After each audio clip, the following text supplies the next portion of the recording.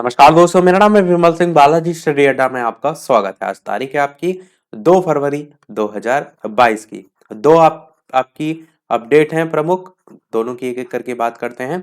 सबसे पहली अपडेट, कल 1 फरवरी 2022 को पीएनपी की तरफ से नोटिफिकेशन जो है वो डीएलएड की परीक्षाओं के संदर्भ में जारी किया गया और इसमें परीक्षा के संदर्भ में बताया गया कि जो विधानसभा सामान्य निर्वाचन 2022 है उसके लिए विद्यालय पोलिंग बूथ होने के कारण अच्छी ख्याति वाले जो परीक्षा केंद्र है उनकी उपलब्धता, एक ये रीजन दिया गया है।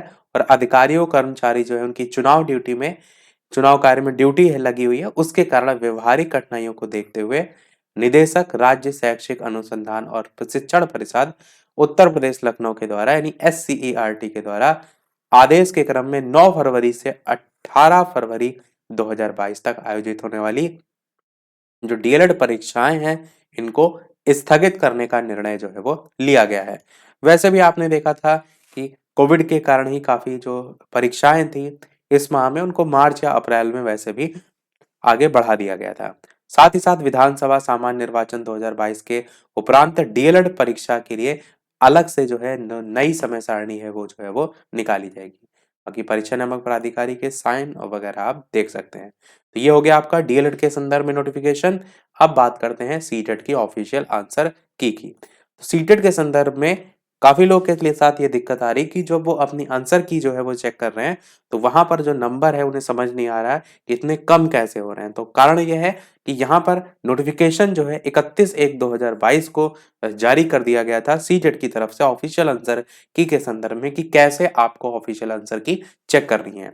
इसमें लिखा है कि 16 से लेकर के 21 जनवरी 2022 तक 2021-2022 तक आपकी परीक्षा हुई थी, जिसमें आप जो आंसर की है वो ऑफिशियल वेबसाइट से डाउनलोड कर सकते हैं जिन्होंने भी परीक्षा जो है वो दी थी।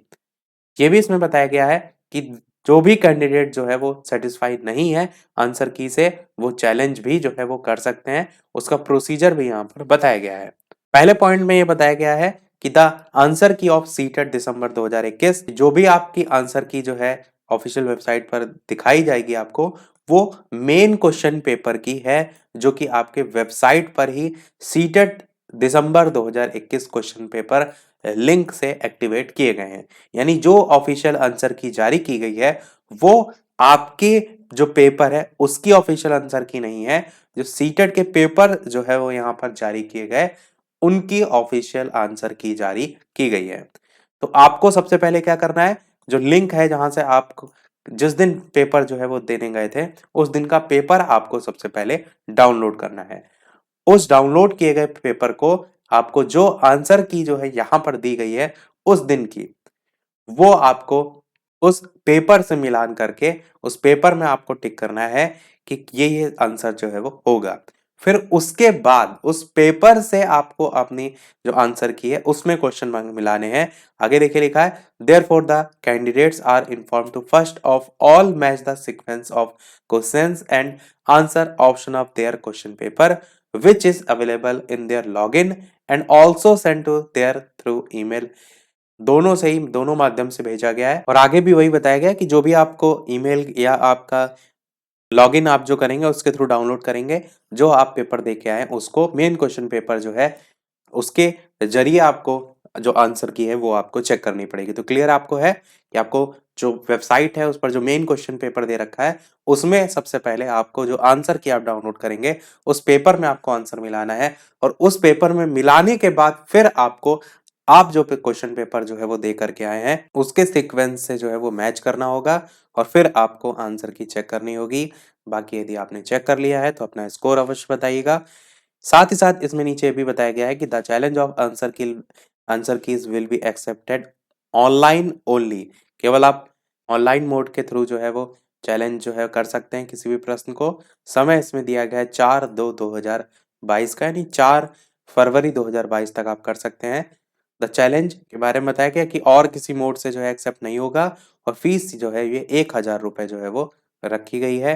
ये भी बताया गया है कि जिस भी पेमेंट मोड के थ्रू आप जो है पेमेंट करेंगे, अगर आपका रिफंड आएगा तो उसी में ये आएगा।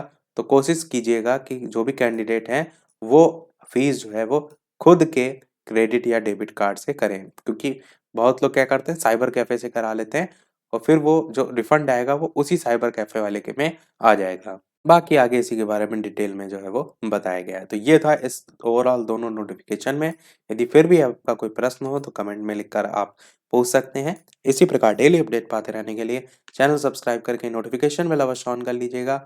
वीडियो पसंद आया हो लाइक कीजिएगा और लोग साथ शेयर कीजिएगा। मिलते हैं अगले अपडेट में, तब तक के लिए नमस्कार, जय हिंद।